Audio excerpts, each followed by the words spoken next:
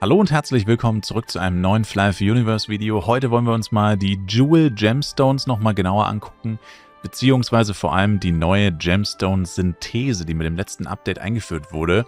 Und ich habe die ganze Zeit gesagt, dass ich das mal ein bisschen genauer angucken will, was das jetzt eigentlich kostet, weil vor dem letzten Update waren es irgendwie 500 Billionen oder so, Penya, Billion oder Trillion, je nachdem, Deutsch oder Englisch.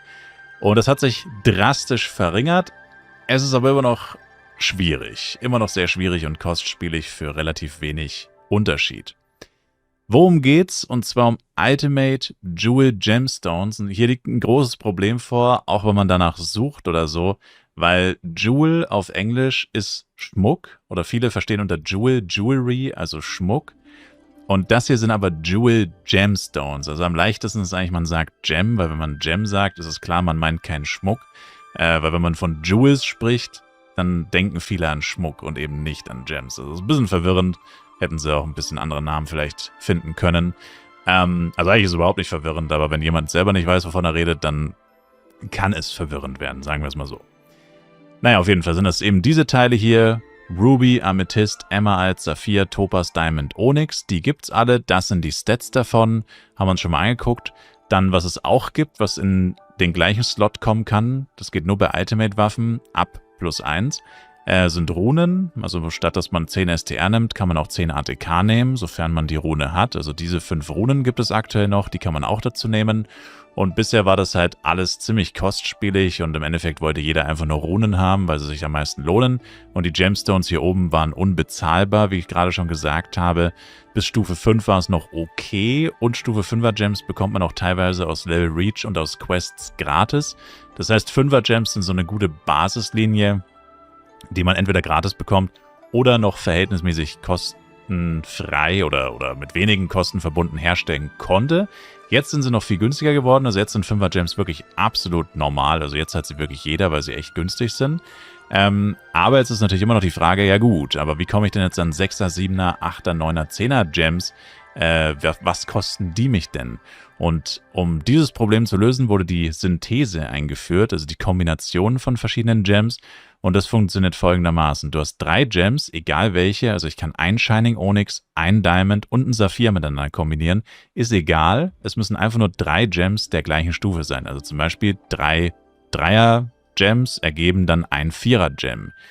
Das Problem an der Geschichte ist, dass das zufällig ist. Also der Gem, der dann entsteht, ist zufällig. Das ist, würde ich persönlich sagen, das größte Problem an dem System. Man kann das auch beeinflussen. Es gibt gewisse Cash-Obscroys, aber auf die wollen wir jetzt eigentlich nicht näher eingehen. Wenn man sich dann wirklich dafür interessiert, kann man dann selber sich ausrechnen, was das dann noch zusätzlich kostet. Wir wollen uns nochmal die Basis angucken. Also auf jeden Fall 3 Dreier-Gems ergeben einen zufälligen 4er-Gem. Das heißt, selbst wenn ich 3-mal Ruby benutze, das heißt nicht, dass dann auch ein Ruby rauskommt. Das kann dann trotzdem Amethyst oder Emerald sein. Das Schlechteste, was man bekommen kann, ist, glaube ich, Topaz, weil der gibt Verteidigung und das will so gut wie niemand haben. Genau. Der Vorteil an der ganzen Geschichte ist aber, es hat eine 100% Chance. Die Synthese kostet außerdem auch nur 10.000 Penya pro Umwandlung. Und jetzt denkt man sich so, Moment, das kostet nur 10.000 Penya? Warum ist das dann so teuer? Naja, das Problem ist, man muss ja erstmal diese Gems bekommen, selbst Stufe 1 und Stufe 2 sind mit gewissen Kosten verbunden, weil entweder man benutzt Jewel Gemstones und öffnet diese, das kostet Penya und zwar auch gar nicht mal so wenig, dann sind dort auch teilweise nur Pieces drin, nicht immer volle Gems, sondern auch teilweise nur die Pieces von Gems. Die Pieces müsstest du dann wieder zusammen kombinieren für einen Gem. Also man merkt schon, der ganze Prozess ist relativ aufwendig und sind eine Menge Kosten involviert. Und außerdem hat man auch nicht Zugriff auf unendlich Gemstones und unendlich Ultimate Jewel Boxen, sondern das ist alles begrenzt. Das muss man alles erst farmen oder von anderen Leuten kaufen. So, aber wie gesagt, wir wollen uns jetzt die Synthese angucken. Keine weitere Zeit verlieren. Das ist die Tabelle. Also im Endeffekt ist es ganz einfach. Wir starten ja auf Stufe 1 und wir wollen 9-mal upgraden. Das heißt, es ist einfach 3 hoch 9. Also immer Periode, also 3, Periode 3 etc. 3 Periode 9, also 3 mal 3 mal 3 etc. Das heißt, wir starten hier. Also wir starten hier. Wir wollen einen 2er-Gem, wir starten jetzt mit 1er-Gems. Das heißt, wir brauchen 3 1er, haben wir ja oben schon gelernt, für einen 2er. Dann brauchen wir 3 Zweier, ja, für einen Dreier. No pun intended.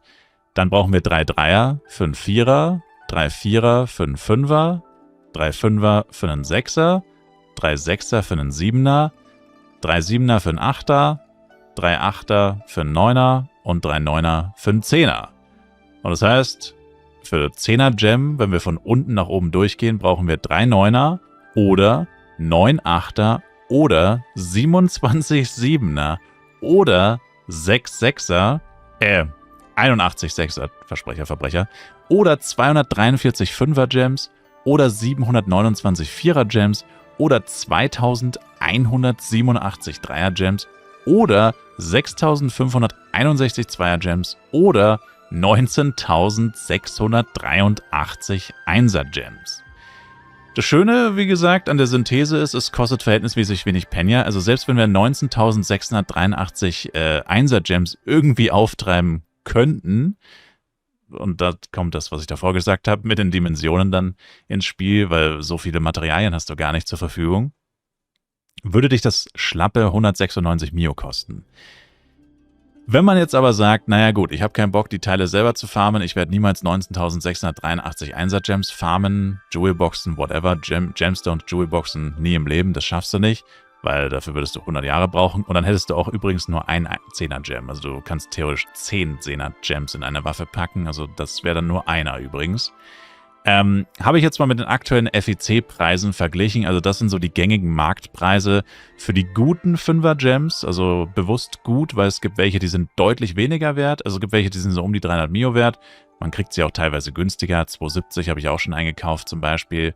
Ja, das habe ich jetzt einfach mal so als Basis genommen, weil das so die aktuellen Kosten ganz gut widerspiegelt. Das sind jetzt aber Marktpreise. Ja?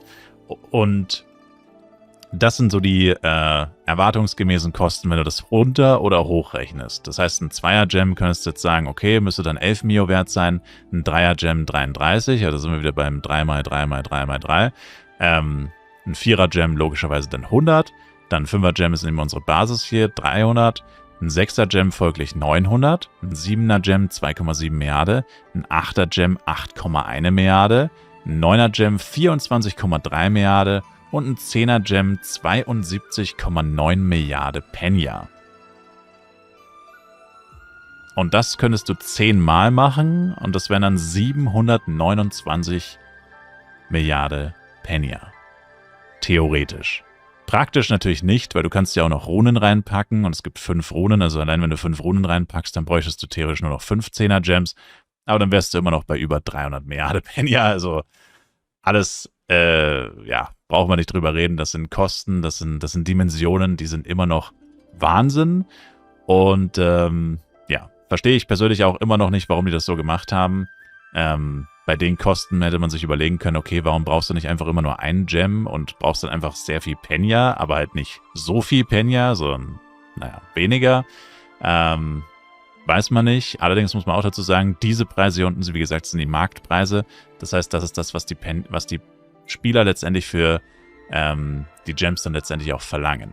Wie man an die Gems kommt, ist ganz einfach. Entweder über Itemate Jewel Boxen oder über Jewel Gemstones. Und die haben dann auch wieder ihre eigenen Tücken. Also ich kann das hier mal kurz demonstrieren. Du hast hier eine Jewel Gemstone. Dann würdest du hier auf Jewel herstellen gehen. Und so eine Box zu öffnen kostet 100.000 Penya. Hat nur eine 77% Chance. Man kann dann etwas benutzen, Cash-Up-Items, die ich vorhin schon erwähnt habe, auf die wir jetzt nicht so spezifisch eingehen, um die Chance zu erhöhen. Und dann bekommst du aber entweder ein Piece oder ein Jewel raus. Die Wahrscheinlichkeit, ein Jewel zu bekommen, ist relativ gering. Du bekommst in der Regel nur Pieces raus. Und das musst du dann die ganze Zeit machen quasi. Du musst deine ganzen Jewel Gemstones öffnen. Dafür zahlst du schon mal unfassbar viel Penya. Deswegen sind die 1er und 2er Gems dann auch verhältnismäßig viel wert, weil du musst ja einen relativ großen Aufwand betreiben, um die überhaupt mal zu bekommen. Erst brauchst du die Jewel Gemstones, dann brauchst du noch Penya, um die zu extrahieren. Und bei Itemate Jewel Boxen ist es ja so, dass da auch die Runen drin sein können. Das heißt, die kosten natürlich auch einiges an Penya und die kann man nur droppen. Die Jewel Boxen zu öffnen wiederum kostet allerdings kein Penya. Das ist der Vorteil von denen. Lange Rede, kurzer Sinn, auf jeden Fall, ja, ist das Jewel-Synthesensystem auf jeden Fall besser als das System, was es davor gab. Das war einfach nur komplett crazy, das System, was es davor gab. Da, wie gesagt, waren wir noch beim 100-fachen von den Beträgen, die wir hier jetzt sehen. Aber das neue System ist immer noch extrem teuer. Und ich persönlich bin der Meinung, dass das größte Problem ist, dass man eigentlich den Sinn dahinter nicht versteht, weil die Gems einfach zu schlecht sind. Und das ist auch, glaube ich, die häufigste Kritik, die ich zu dem Thema gesehen habe, dass man sagt, okay, das ist ja alles schön und gut und es wird eine Menge Penya verwendet dafür. In der Theorie, wenn es genügend Leute machen würden, würde es durch die Jewel Gemstones zumindest, würde es einen relativ starken Penya-Sync befördern oder halt, ja, fördern. Aber niemand macht das für 10 STR, für 50 Dev, für 10 Int. Weil das Problem ist, wenn du ein Gem, also sagen wir mal, du bist ein Blade, du willst eine ATK-Rune, eine Death-Rune und 8 mal 10 STR, also 80 STR in deinen Waffen drin haben. Oder nehmen wir vielleicht eine andere Klasse, nehmen wir Jester als Beispiel. Dann hast du das Problem. Dann packst du den ersten Gem rein, das ist eine 100% Erfolgsquote.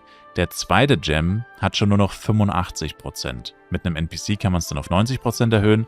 Ja, und der dritte, der hat dann schon nur noch 70%. Das kann also auch noch fehlschlagen. Und dann hört es mit dem Verständnis dann schon wirklich auf, weil wer würde dieses Risiko bei diesen Kosten eingehen, um 10 STR zu gewinnen? So gut wie niemand. Wirklich nur komplett verrückte Leute oder Leute mit viel zu viel Geld. Und ja, das ist die Jewel-Synthese, mal runtergebrochen mit einem Beispiel, wie gesagt, aktuell. Diese Preise hier unten, wie gesagt, das sind Marktpreise, das heißt, die können und werden sich verändern. Ich habe aber tatsächlich mal geguckt, auf Borodeng sind die Preise tatsächlich relativ ähnlich, also Zweier-Gems auf Borodeng sind bei über 10 Mio von denen, was ich gesehen habe. Also es ist tatsächlich ein sehr realistisches Beispiel. Und theoretisch kann sich an diesen Kosten eigentlich relativ wenig ändern, weil die Art und Weise, wie man die 1er- und 2er-Gems bzw. die Jewel Pieces bekommt, da sind wir wieder beim Thema, es heißt Jewel Pieces, aber eigentlich müsste es Gem Pieces heißen. Total nervig, ne? Sehr verwirrend leider. Bekommt man ja aus den Jewel Gemstones und diese Kosten sind ja fix. Also, dass ich für eine Jewel Gemstone immer 100.000 Penya brauche, das ist ja fix quasi.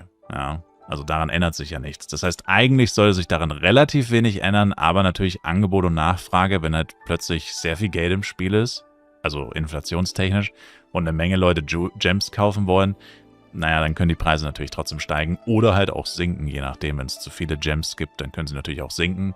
Aber ja, das ist momentan ein sehr aktuelles Rechenbeispiel hier, was dann so die Kosten wären, wenn man das als Grundlage nimmt. Und ja, ich hoffe, es hat euch gefallen.